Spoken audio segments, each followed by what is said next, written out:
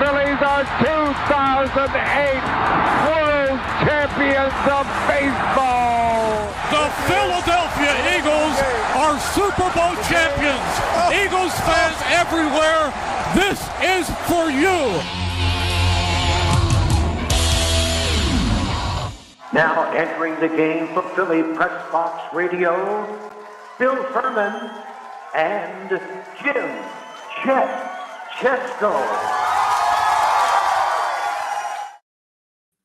It's Wednesday, November 9th, 2022. Welcome to the Philly Press Box Radio Roundtable, brought to you by the Irish Rover Station House in Langhorne, PA, Allstate Insurance in Westchester, PA, and the Edge of Philly Sports Network.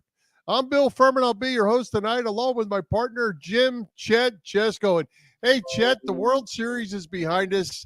What a fun run that was. The MLS Finals didn't go our way, but the Eagles continue to roll on at 8-0. The Flyers and Sixers are playing well. Philly sports fans really had a special October and early November. What a run. Yeah, it's been a fun few weeks for sure, Bill. We no longer have 5 pro teams in action right at once, unfortunately.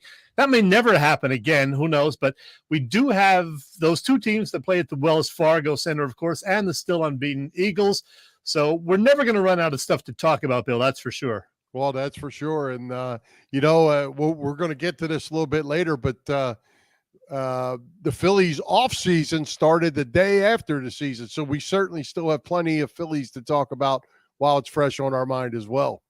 Yeah, they already cut some players. They picked up a couple of people off of waivers today, so they're already making moves. There are rumors about, some other guys, particularly a few shortstops who are available. So we'll see what happens there. We'll talk about it. Yeah. All right. Well, hey, you had a chance to attend the Philly Sports Hall of Fame last week or early last week. They inducted several new players and hosted the Hall's treasurer, Mike Conroy, was there. You got a chance to meet up with new Hall of Fame members, David Akers and Jimmy Rollins. How was all that? It was a lot of fun. It was my first time going there, Bill, so I had to figure out some things as far as how it worked with the media interviews and all that, where the food was for the media people, very important. I did, though, say hello to some legends like Phil Martelli and former Sixers GM Pat Williams. We've had Pat on the show previously. And, yeah, I did manage to get short interviews with both David Akers and J. Roll, and we're going to play those interviews back for you in about 15 minutes or so. Right. And as I mentioned, Mike Conroy. Mike will be joining us tonight a little bit later on. We're glad to have him make his first visit to Philly Press Box Radio. And we'll find out all about that Philly Sports Hall of Fame and how it works. And they've been going at it for a long time. 2004 were their first class. So There'll be a lot to talk about with Mike. Yeah, for sure. They started up 20 years ago. The first inductions, as they said, were in 2004. And it's a good event. So I'm glad I got there, and I'll definitely be going back next year, if they'll have me, of course. Well, absolutely.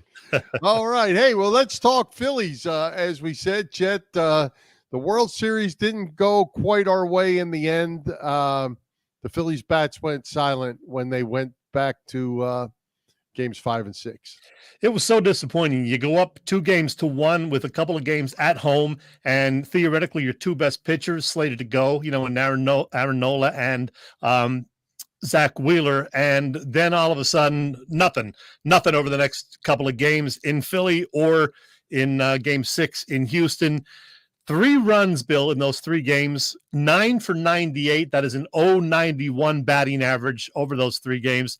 Look, the Astros are a great team, almost no weaknesses, but the Phillies got to do better. I mean, they just had no answers for that great Houston pitching staff. And, when you get to the World Series, you got to figure some things out. Didn't they set a record for strikeouts, I believe? Yep. Tough to watch at times. 71, 72 strikeouts, something like that. New record. The old record was 70. A lot of swings and misses. Yeah, a lot of swings and misses and a lot of off-balance hitting. They let fastballs go down the middle like they were looking for a breaking ball. Then they threw them a breaking ball, and it looked like they were looking for a fastball. They just looked confused. And to the Astros' credit, when you run Justin Verlander out there, and in that series, I mean, he's going to win the Cy Young. There's a real good chance. He was their 3rd best pitcher. Got to give props to the Astros. but something just didn't click right with the Phillies as well. Yeah, the props for the Astros, I mean, they're deep. Every single spot, the rotation, the bullpen, they got some depth as far as, the guys they put out in the field. So they're tough to beat. They've been in the World Series, 4 of the last 6 years or whatever. They won a couple times now. And they didn't even have to cheat this time around. So they're a good team, Bill. Well, at least that we know of. That we know of. Yeah. Well, hey, and so as we said, the season, the off season has begun. Gene Segura is gone. David Robertson, Zach Eflin, Corey Knebel, to name a few. They're going to free up money, but you got to be careful. Everybody wants Trey Turner and Rondon. Let's stack up. But you know what? You still have to fill the other spots. You can't spend all your money on one or two guys, and all of a sudden, you have holes all over your bullpen again and everything else. So they're going to have to be a little careful how they manage their money here. Yeah, it's going to be interesting. It sounds like they are definitely looking for a shortstop, especially, with Segura gone now. So they would move Stott to second base. And you got Trey Turner and those 3 other high quality guys out there. So something's going to happen, I'm pretty sure. And from what we hear, Turner would love to play in Philly with his buddy Bryce Harper. So Bryce would like to have Turner here. I think it's going to happen as long as the Mets don't, sneak in there and throw $60,000 million at him or something. I think the Phillies will have a good shot at getting Trey Turner. Yeah, and the timeline on all this is 5 days. So I guess let's see, they ended on Saturday night, right? Saturday night. So Sunday, Monday, Tuesday, Wednesday, Thursday is the 5th day. So maybe it's Friday, but somewhere right in there, 5th, however they start the day count, you can start signing guys. So that's why these guys get released the day after the World Series. And now all of a sudden the market is wide open and they can start signing people very, very soon. And Trey Turner's name may come up here by the end of the week. Yeah, I don't know if that'll happen right away. We'll see. But what about the guys they let go? Kyle Gibson, Noah Syndergaard, Corey Knebel, Brad Hand, David Robertson, and Zach Eflin may be a bit of a surprise if they didn't try to bring him back. So those are the 6 notable names, I guess, the Phillies are saying farewell to. Yeah, I mean, that's a lot of pitching. Well, maybe it wasn't always good pitching, but they were decent guys that were filling spots that they needed. And, you got to replace them. You don't throw out your old shoes until you got new shoes. You know what I mean? They've got their hands full on especially back in the back end of that bullpen, because we saw some things. When you peel back the onion and you look at some of the things that happened in the World Series, the back end of that bullpen throughout the playoffs was not necessarily that strong. Yeah, and then everybody's questioning the big move in the final game, taking out Wheeler, bringing in Alvarado. Didn't quite work out the way it did the first time he did it, but it didn't work out the second time or the third time. I didn't like the move. I'm guessing you, Bill, as an old dinosaur, you don't like seeing a pitcher taken out in that spot with 70 pitches or whatever. Yeah, well, I mean, I told you back 2 maybe 3 weeks ago, I didn't like the way Rob Thompson was handling the starting pitching. He took Wheeler out way back in the first series. He took Suarez out early. It all worked out for him because they ended up with a lot of big hits at the end. The bullpen was solid. But then when they got to the World Series, it didn't work out so well because, 1, they didn't score a lot of runs. And 2, you matched your best lefty against their best lefty hitter, and their best lefty hitter was better than your best lefty pitcher. On those nights. And like I said, the Astros are clearly the better team, but it's just kind of frustrating because the Phillies did have their chances. Like I said, you're up 2-1 with a couple of games at home. Just couldn't get it done. So, hey, it hurts, but we move on. And the weird thing is the Phillies may still, at this point, only be the 3rd best team in their division because the Mets and Braves ain't going anywhere. That's right. Well, and I think we have to have the conversation about Rhys Hoskins. I think there's some Rhys has showed up, I think, to be a real quality leader on that team in the clubhouse. But I think they have 1 more year left on his contract. Yeah. Do you try to make a move for him? You got Garrett Hall on the farm. You got Alec Boehm, who I think that first base thing with Boehm may have gone away because he's turned himself into a Gold Glove third baseman as much better as he got. So what do you do there? You know, you got to make a move somehow. Yeah, I wouldn't be shocked if they did trade Hoskins. I'm sure they're going to listen to all offers for him. I don't know if they're going to try to necessarily unload him, push him out. He's a guy who's going to hit 28 or 30 home runs. It's just that he's so streaky, and we know now he's not a very good fielder, so that hurts. But the thing about Derek Hall, if they were to move Hoskins, Hall just can't hit lefties. So then what do you do? And you still got to find out about Bryce Harper. They're still going to decide in the next few days whether he needs surgery. And if it's, the big one, Tommy John, he's going to be out 6 months is what they say for an outfielder. So that means probably 3 months into the season. So they got a lot of things that they got to figure out over the next month. Yeah, absolutely. Plenty to talk about. That's for sure, though. And as we said, it was a great run. And there you go, Kyle Schwarber. Thanks, pal. Yeah, Kyle was a pretty good addition. He only hit 215 or whatever, but he clearly is a great leader for that team, and he hit some long balls. Absolutely, and he made it fun. That's for sure. Funny that he tried to bunt, but that's a whole nother that was story crazy.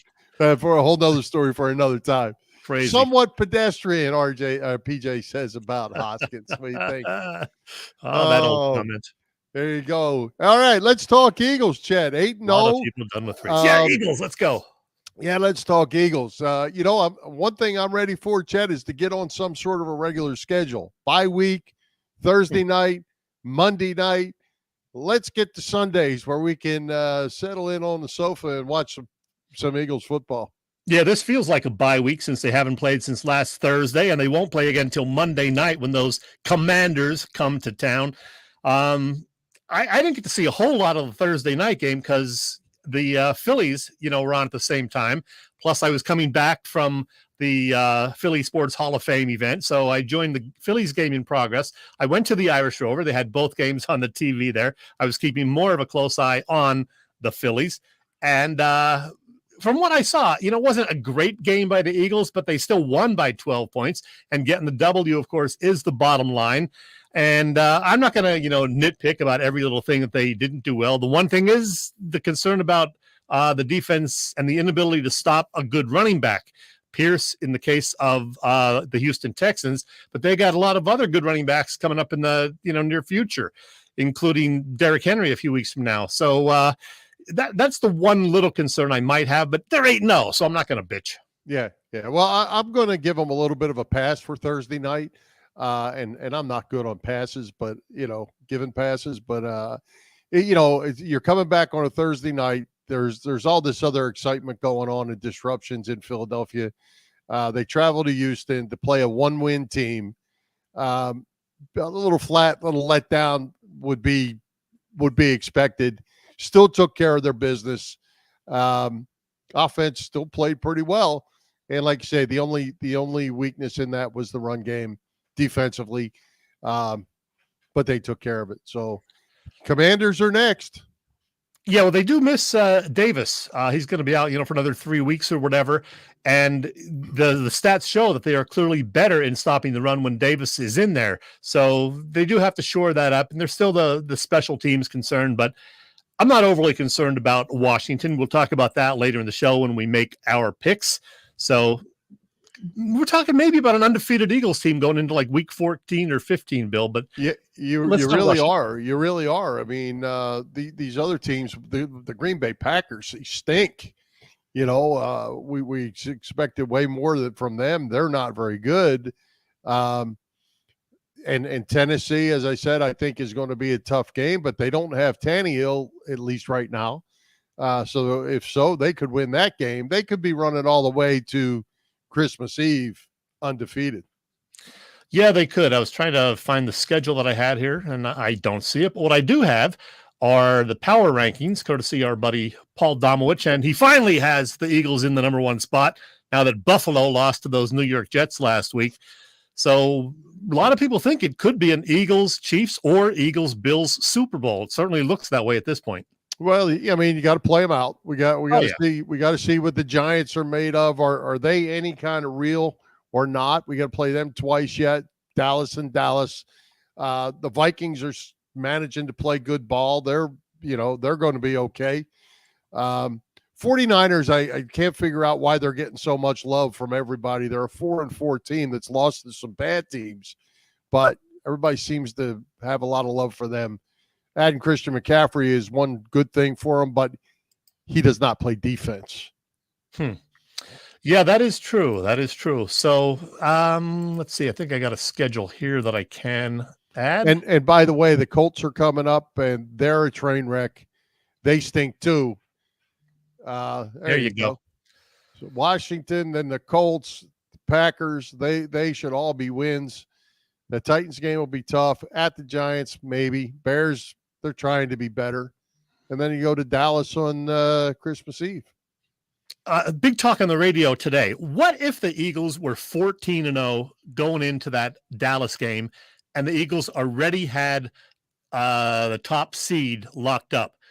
And then you're finishing up the last 3 games of the season with the Cowboys, the Saints, whom you own their first-round pick, and then the Giants, who may be fighting for a playoff spot. If you have the top seed clinched and you're playing those 3 teams, what do? Do you rest your guys? Do you play them for a half each of those games? What do you do, Bill? Well, I think what you see, look at the Phillies. It's a perfect example. Momentum, hot teams. You don't want to cool down. If you're 14-0, 15-0, 14-2, it doesn't matter. You got to be playing good ball come playoff time, and that's what we got to see. And if they're going to get a bye week, so they're going to get a rest, I say you play them through. Injuries happen. If it happens, it happens. But I think you don't want to come out of those. It could be almost a month, with those 3 games in a bye week, and come into the playoffs and lay an egg because you're not, you lost your edge. I say you play them through. I say we probably shouldn't even talk about it yet because we're only 8 games into a 17-game schedule. So let's worry about it, in a month. How about that? I'm with you. Well, hey, Chet, let's take a quick break and thank our sponsors, and then we'll get on with some Philly Hall of Fame talk. So I got a feeling, Chet, with all this sports going on, you've been spending more time on your couch than you are in your car. It's time to start saving with Allstate's pay-as-you-go auto insurance. Yeah, that's right, Bill. Allstate's pay-as-you-go auto insurance puts you in control. You only pay for the miles you drive with the same full coverage that a traditional policy offers. Pay-per-mile insurance gives customers greater control of their insurance costs. See how much you can save with pay-per-mile car insurance by calling your local agent. Guess who? In Westchester, Pennsylvania, it's Dave Lavoie. Call Dave at 610-430-0700. Once again, 610-430-0700, and start to save more now that you perhaps are driving less. Well, hey, you mentioned being at the Irish Rover Station House the other day for watching the Phillies and the Eagles. What's going on at the Rover? Yeah, I did. I popped in there a couple of times, actually, during the World Series, Bill, and they were packed both times. And as I mentioned, on Thursday night, they had both of the games on the TVs there. I snapped that picture. You see Eagles on the left and the Phillies on the right. There's Bryce. And they had a real good crowd there. It was pretty much standing room only. A lot of fun, too, despite the outcome of the Phils game. Lots going on this month now at the Rover in Langhorne. Of course, you know this. They always have dinner specials Thursday through Sunday. That crab cake platter is calling out to me, as a matter of fact.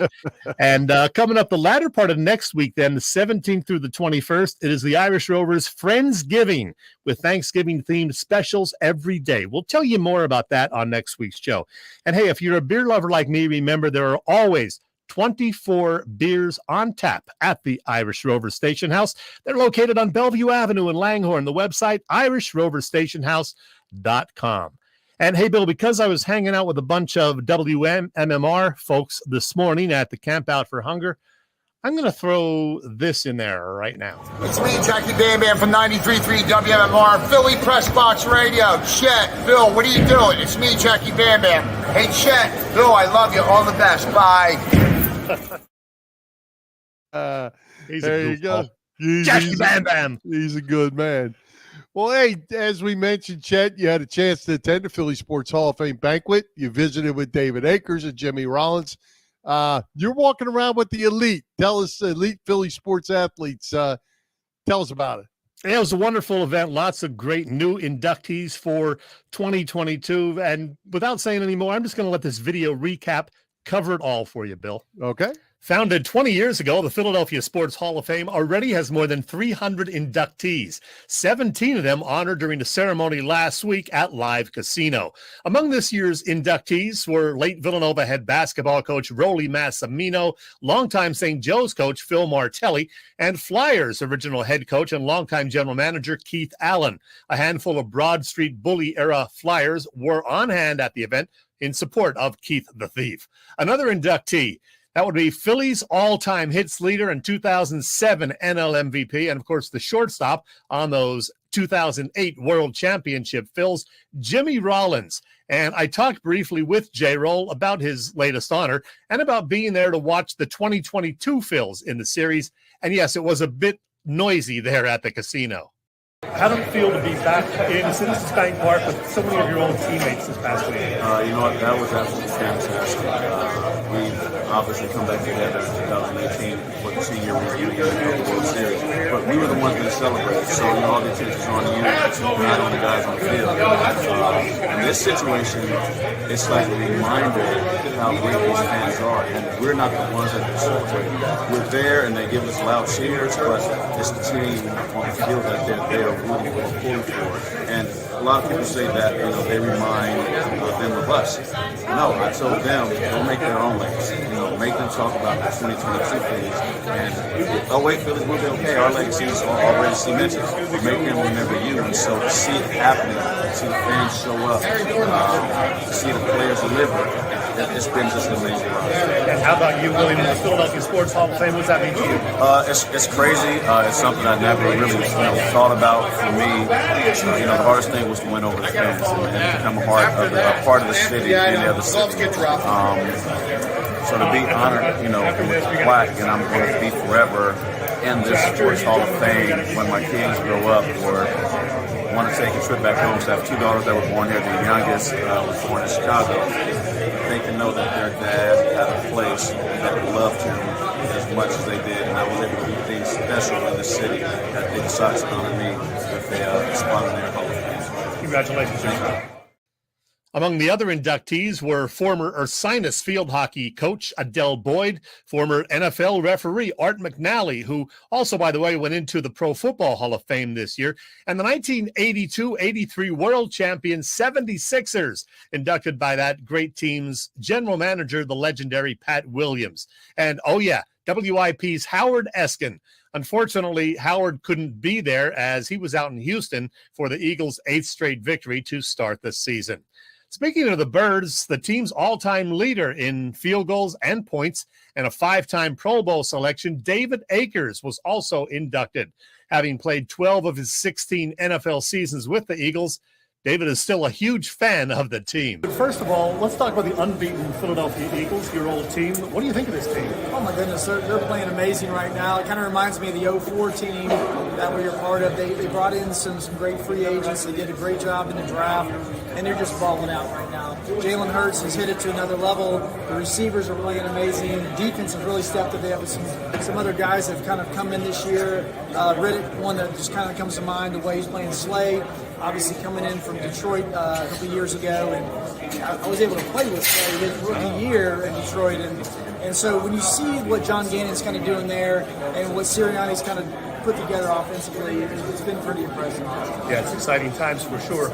Speaking of exciting times, you going into the Philadelphia Sports Hall of Fame, being honored by the city you played so many great seasons, what does that mean to you? Well, Philly changed my life. The fans really, I have so much gratitude for them, but obviously the Eagles organization, somebody that's me an opportunity to play for 12 years in a time where that's not an easy task to do. So very, very appreciative and a ton of gratitude, not only for the Eagles organization, but Andy Reid and Jeffrey Lurie for that matter. But it's an honor just to be in the same room with these other athletes that are up here, and for that I'm just extremely grateful. Last thing, you got a Super Bowl prediction? Birds. All right, I like it. I like the way David thinks. Congrats to David Akers, J-Roll. Howard Eskin, Coach Martelli, and all of this year's Philadelphia Sports Hall of Fame inductees. Well, that's awesome, Chet.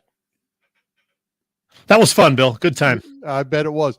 Hey, I'm going to tell you well, I'll tell you what. Let me introduce our guest, and then I will tell a quick story because he's a memorabilia guy too. So that leads us right into tonight's guest, Philadelphia Sports Hall of Fame treasurer Mike Conroy. Mike, welcome to Philly Press Box Radio. Oh, thank you for having me. Good evening, guys. Hey, Mike. All right, Mike. Hey, I wanted to throw a little story out there because you mentioned David Akers and him being humbled. You guys know I'm a memorabilia guy. I have an Eagles helmet from way back, a game helmet, signed by all of them, Bednarik, Van Buren, all the way back. Great. And I got David Akers to sign that as the all-time leading scorer. And he told me that he was humbled that I would ask him to sign my helmet with all these other Eagles legends. And that was back when he was still playing. He's a super nice guy. Super nice guy. And what you saw there is exactly what I saw years ago. He's that kind of person. Hey, Mike, it was great to meet you in person last week. And first things first, I talked to a couple of your colleagues at the Hall of Fame about this. I think it was Bob and Ken. And they both mentioned the rather unusual timing of the banquet this year, the inductions, a couple of unexpected conflicts on the schedule. You were going up against an Eagles game and, a Phillies home World Series game. Were you guys worried that maybe a lot of ticket goers wouldn't show up and maybe a bunch of promised inductees wouldn't show up?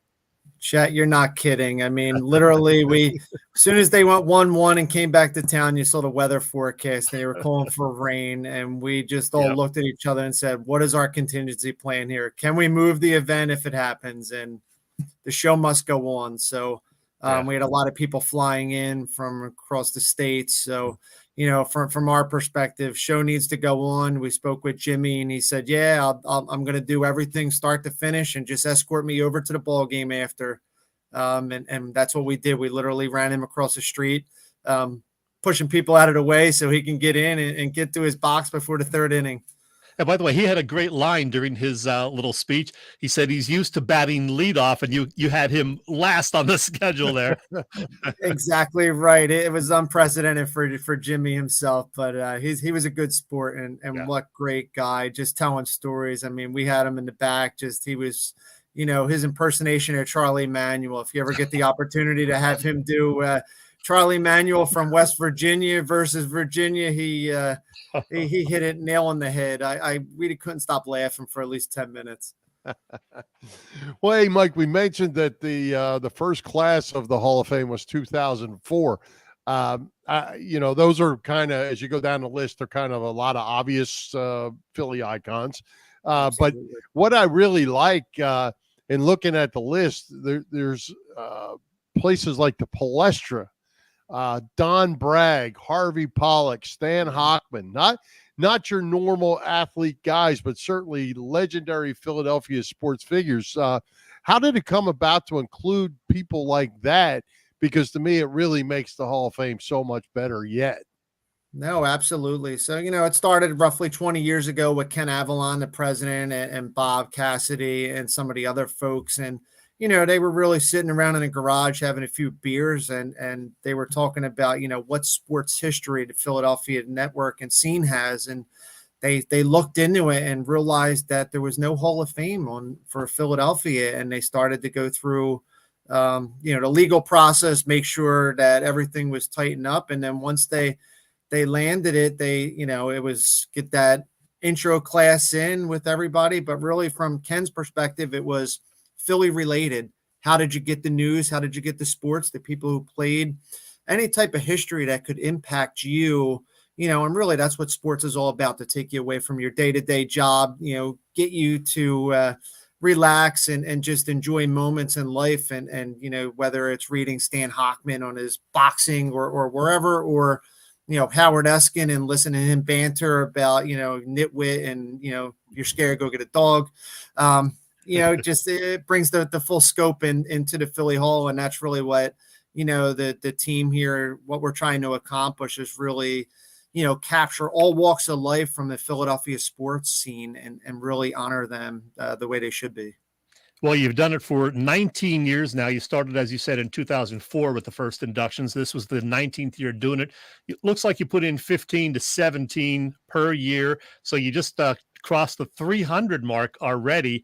Yes. And you also have now a preview gallery. You don't have a full museum yet, but you have a preview gallery at Spike's Trophies in Northeast Philly. And I guess it's open on Saturday mornings. What will people see when they go there?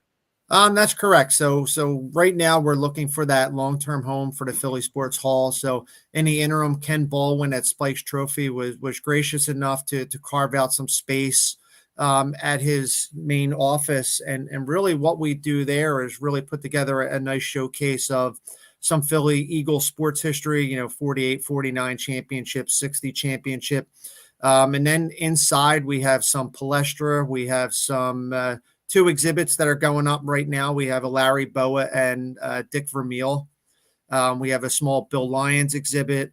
We have Spectrum, boards. We have vet seats. We have Willie Penn's hat hanging up in there. We have the old vet window boxes where you would buy the tickets as a little kid, your dollar dog Franks, and go up there and get your ticket and go sit in the 700 level. I mean, we try to pack it in as much as possible until we find that long-term interactive home. That is really cool.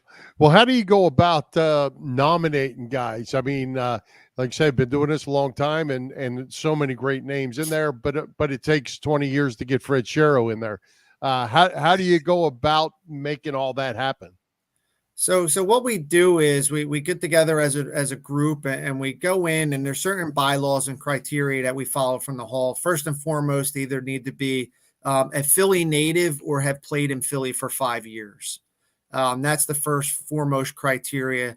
Once we identify those particular athletes or media, we put together a rather robust ballot, and then we send it out to our former Hall of Fame inductees as well as the news media. And we get that votes back, we tally it up, and we look for that 75% marker. If they don't hit that 75% marker, we really go back as a group and we look to bring in a diverse class. So we have our majors, which are, the 4 major sports there. And then we have things like rowing, kickboxing, you name it. And then we have a legacy, and we honor a former team that has done the city justice here, won some championships. And this class was the 83. We alluded to get them in since we've been backtracking a bit, trying to get some other great teams in the hall early. Hey, we're going to talk about what you do with the Darren Dalton Foundation also, but I want to ask you about the current Philly sports scene right now. What's this like for you, Mike? You're a big fan of everything that's going on. How much fun have you been having over the last few weeks? I need around 20 TVs to keep track of everything going on. It's just, euphoric right now. Even watching the Union, I'm not big on soccer, but I sat there and watched the penalty kicks and just couldn't believe that guy slipped. And I'm just like, we should be called the second city after the weekend that we just had, where we keep getting that runner up. But, never a bridesmaid, never a bride, but soon enough, we'll get there and take the cake. But, right now it's just been great to see the Eagles, what they're doing. I mean, any given Sunday, so I'm week by week, I know everybody's like, undefeated season, are they going to rest them against New York? I just want to win this upcoming week against the Commanders. I don't want any surprises here. Just, take care of business, guys, and do your thing and move on to the next week without injury. One game at a time. Yep. There you go. Jump over to the Phillies. We'll ask you a Phillies question. What's your thoughts on Trey Turner? Is he the guy you're wanting to see now that we let Gene Segura go down the road? I don't think I would lay that kind of cash. I mean, he's going to want probably, 280, 290 million for that long-term deal. There's a few other lower name, high quality potential. They really need an average hitter there. You can't go in with a 220 average and close your eyes and get a swing. You need somebody that's going to put the barrel of the bat on the ball and really put it in play. And we saw those opportunities earlier on in the World Series, but when those bats went dead, that the team went quiet. So you can't have 73 strikeouts in a World Series and expect to walk home with the trophy. Well, one of everybody's favorite Phillies back in the 90s, Darren Daulton, and you're involved with the Darren Daulton Foundation, you told me. What is their mission these days now that, Darren's gone, and what's your involvement? No, absolutely. So, Darren was a big part of my childhood. I grew up in South Philly and used to ride my bike down to the vet. And one of the first individuals who I met outside the vet was Dutch, and he'd sign anything I put in front of him as a kid. And, you go home and you put your cards in the sleeve holders and you keep showing your friends all those autographs.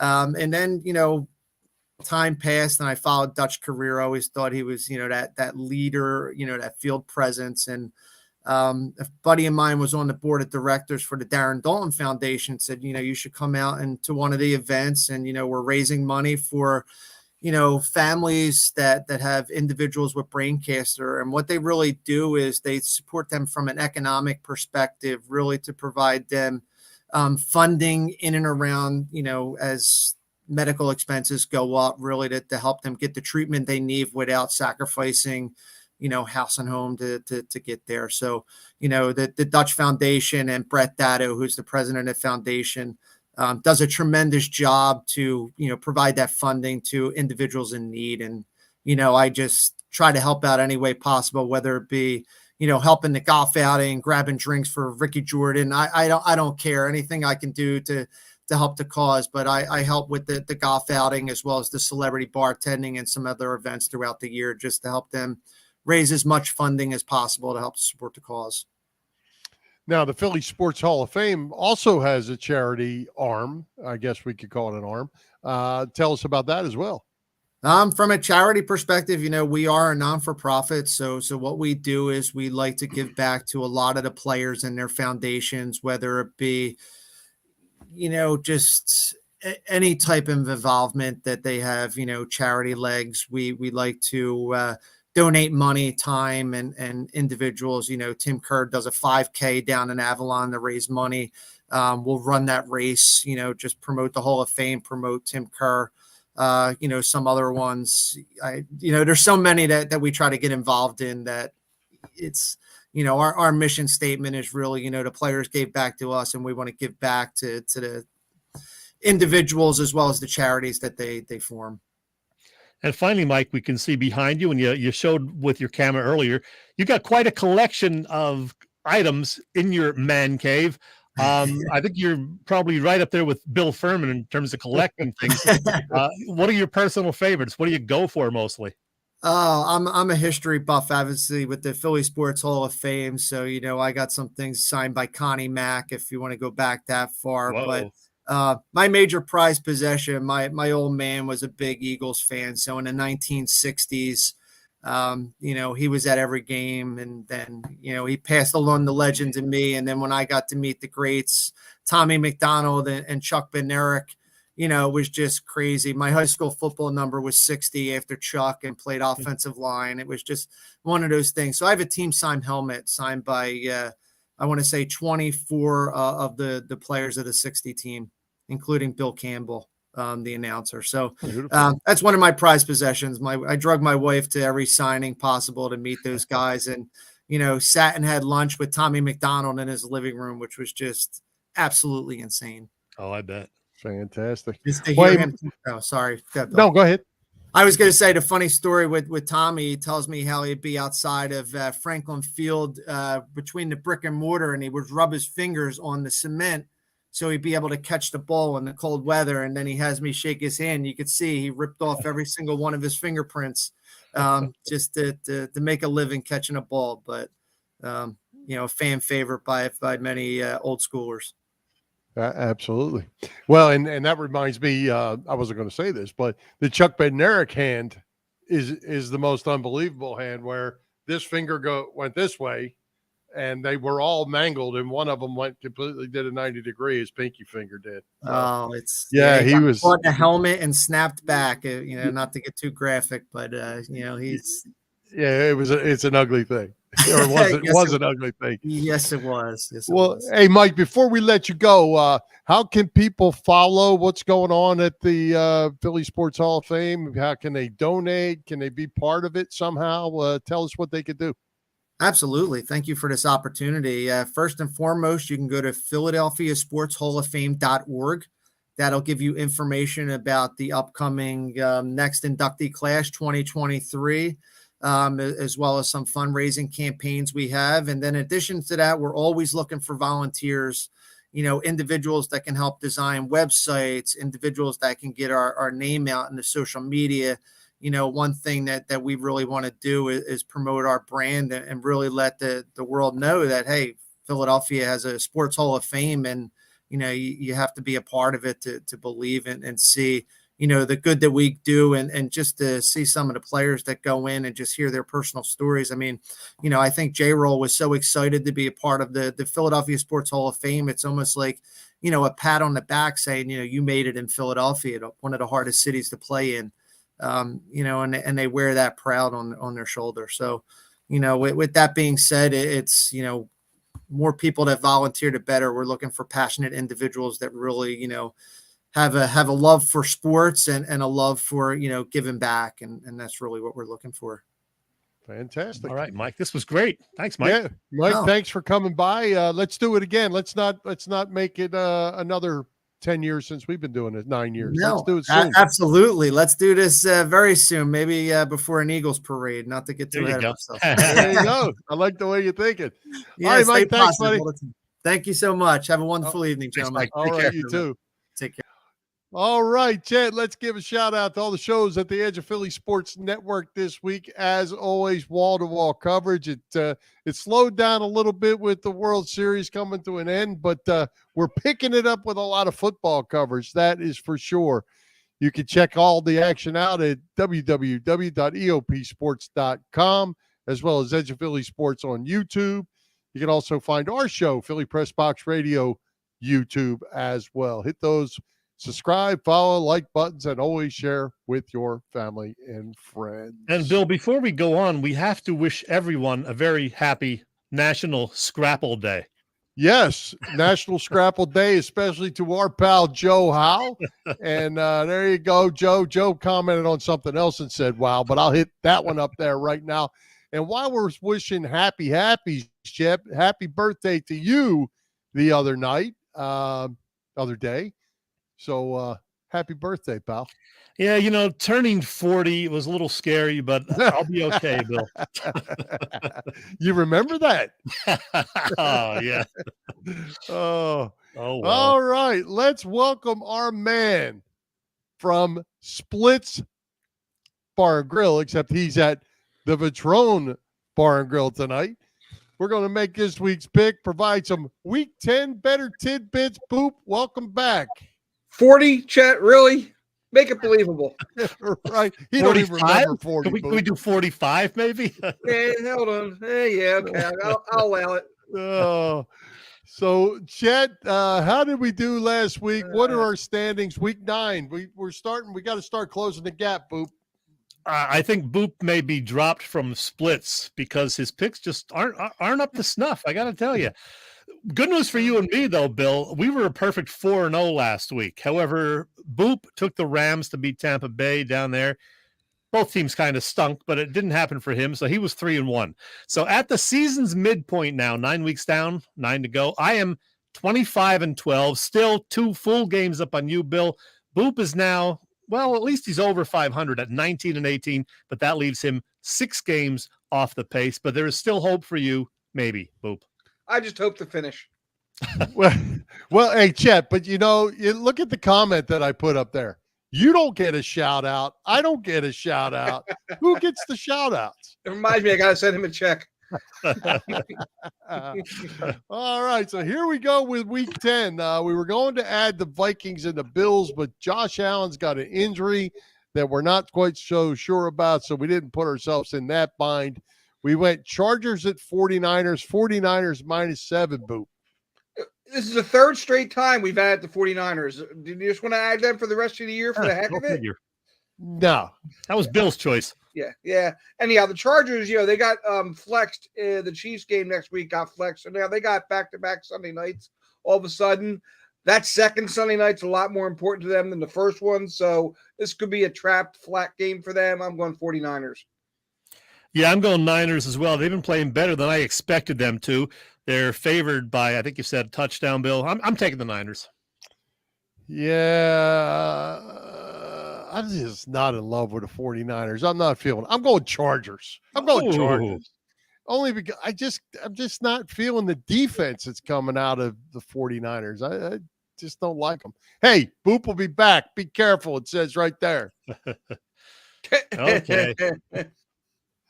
All right. Texans at the Giants. Giants -6.5. Giants lost at Seattle last week, and we sort of saw that coming. They're now 2-7 in the Pacific time zone since 2013. I triple checked. This game isn't out west, so Giants. Yeah, Giants still playing a lot better than I expected when they're not out west, and Houston's just not that good.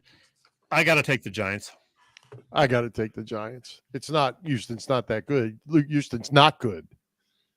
All right. Cowboys visit Green Bay. Cowboys are -5.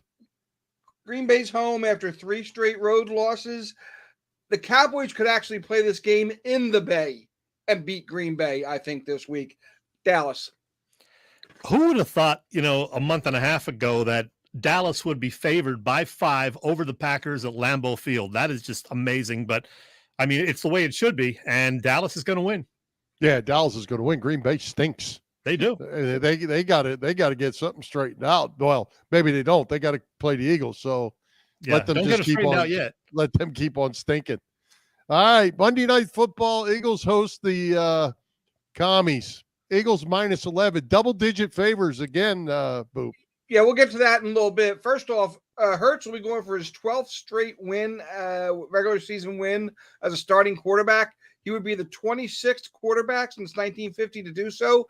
Moments ago, I posted the entire list of those 25 quarterbacks to my Twitter feed at BoopStat. So if you it was a list anywhere, so I had to go out and kind of put it together. So it's a fun little list, a lot of new names, a lot of old names, but hopefully he won't disappoint and go and get it. Win number 12 in a row on Monday night, and he will. Will they cover, Boop? Let's get to that in a little bit. Okay. I'm going to tell you right now, they're not going to cover. Just like last week when the Eagles did not cover the 14 against the Texans, they're not going to cover this 11-point spread, but the Eagles will win 27-17 is my prediction.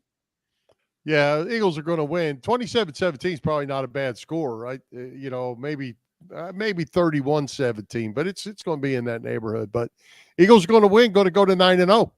Yeah. What's the line, Bill? 11. Okay, and what did he say they're going to cover? I said 27-17, so Washington would therefore cover. Washington will cover. Okay, I got you. Yeah. Well, this is the first time in history the Eagles have been double-digit favorites for 3 straight games. First of all. Secondly, the last 10 times the Eagles have been home double-digit victories, double-digit favorites, 10 victories, 8-2 against the spread in those 10 games, and one of those was that Christmas night. One of the spread losses was the Christmas night 2017 with the return touchdown and the Nick Foles kneel down instead of the extra point that would have made it a push. So they have not only owned the favorite, being a 10-point favorite at home, but they owned it on the line also. So unlike last week, when I told you they wouldn't cover, they are going to cover this week at the Link Monday night. Okay. There you go. What other Splits Bar and Grill tidbits you have for us this week for Week 10? The Miller Lite was very cold last weekend. I remember that. I think they put a lot of stuff on ice knowing we were going to keep coming back for all those Phillies games. But other than that, nice to see the Flyers playing well. Did you see the Joel Embiid was 16 for 16 from the line? The same night the Temple kid was 18 for 18 from the line.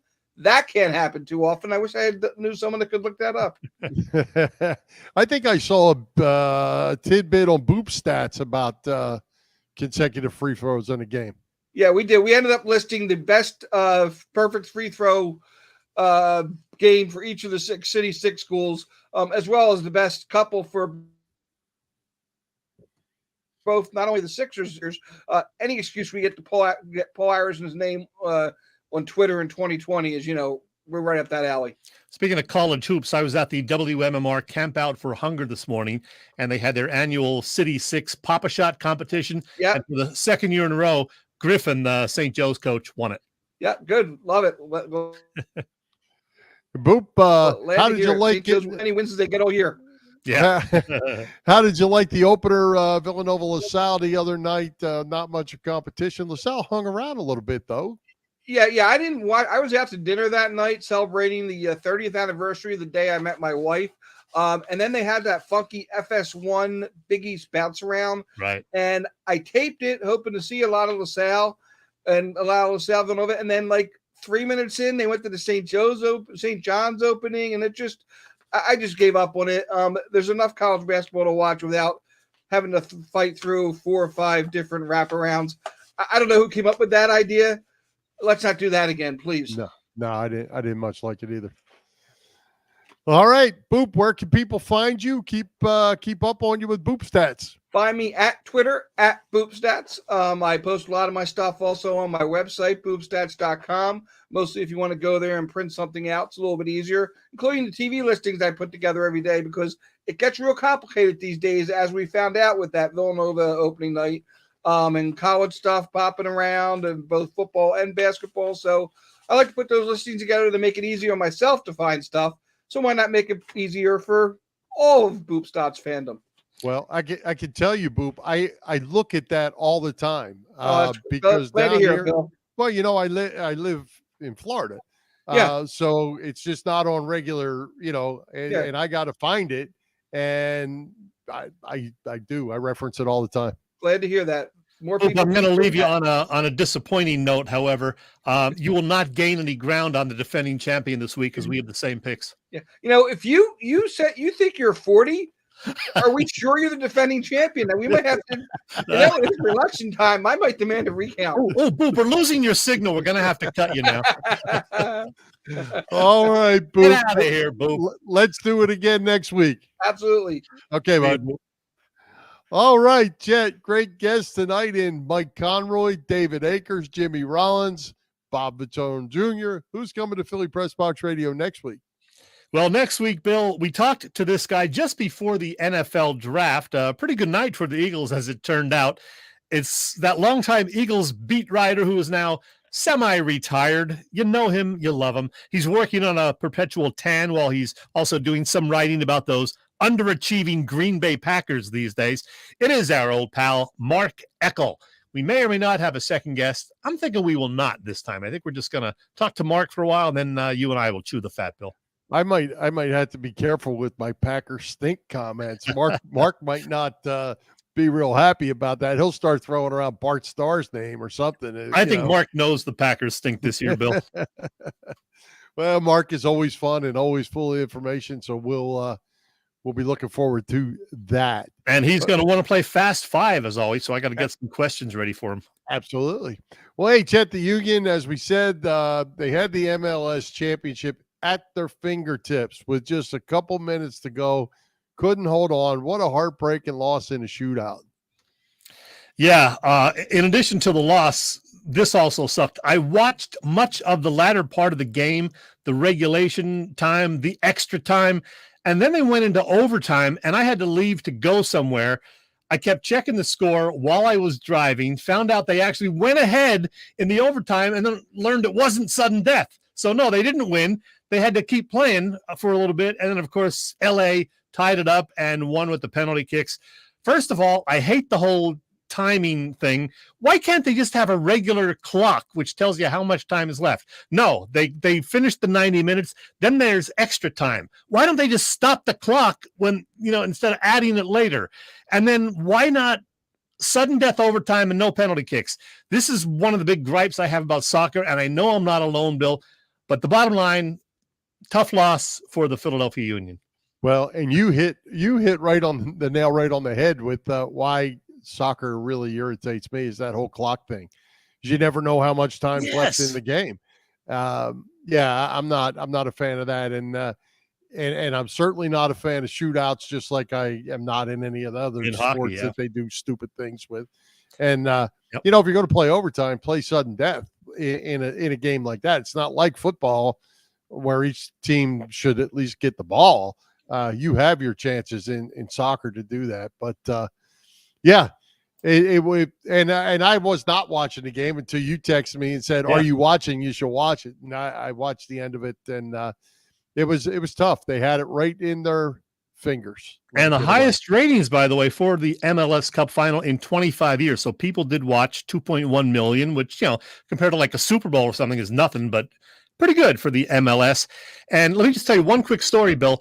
I had a concert Saturday night. I had tickets for the Hooters. So my decision during the week was if the Phillies went up 3-2 in the series, I was going to just blow off the concert, stay home and watch. But if they were down 3-2, which unfortunately is what happened, I was just going to DVR the Phillies game and go to the concert, because if Houston won, who cares? And if the Phillies won, there'd still be a game 7. So I DVR'd it. I watched the nightmare as it, happened later on that night and Sunday morning. That was my Saturday night, Bill. The Hooters were great, by the way. Yeah. Well, the Phillies at least made it interesting, taking that 1-run lead. And, I don't know that we thought that was going to hold up, but we thought that they might get another run or two, and that didn't happen.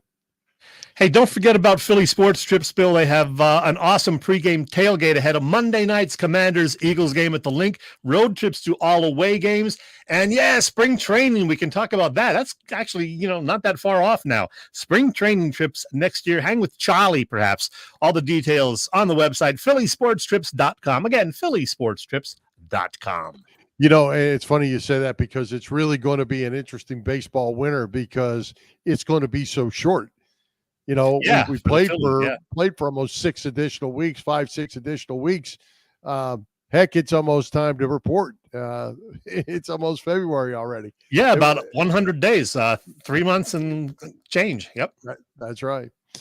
All right. Well, hey, let's give another quick break. Thank our friends at the PPCC 118 Raz Room. They post great sports memorabilia on their Facebook page, so people can take a chance of winning something they may not be able to afford or have access to.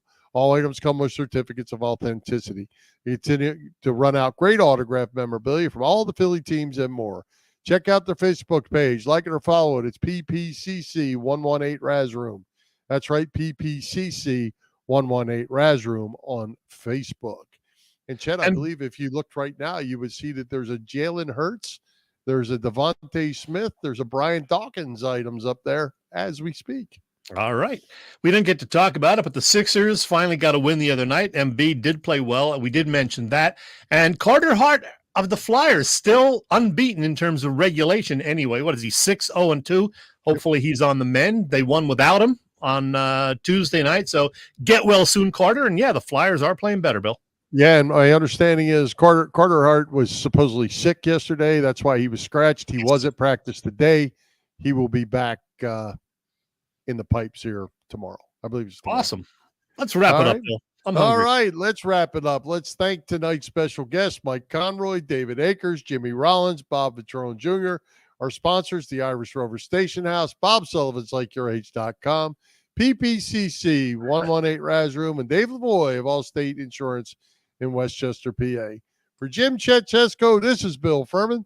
We hope you enjoyed today's show and National Scrapple Day, since you put that up there. And we'll join Philly Press Box Radio next Wednesday, November 16th at 7 p.m. You can see us live on Facebook, listen to our website, phillypressboxradio.com, on blogtalkradio.com/phillypressboxradio, on Google Podcasts, as well as Apple Podcasts, iHeartRadio, and all the others. So, Chet, I'm going to go batten down the hatches because we are in the middle of a hurricane. Hopefully we will see you tomorrow. Talk to you tomorrow. How's that? Hi, hope Philadelphia sports fans, and go Birds. Let's do the song. Come on. Come on. Here we go. 1, 2, 1, 2, 3, 4. Fly, Eagles, fly on the road to victory. Everybody, come on now. Fly, Eagles, fly. Score a touchdown, one win. 1, 2, 3. Hit 'em low, hit 'em high, and watch our Eagles fly. Fly, Eagles, fly.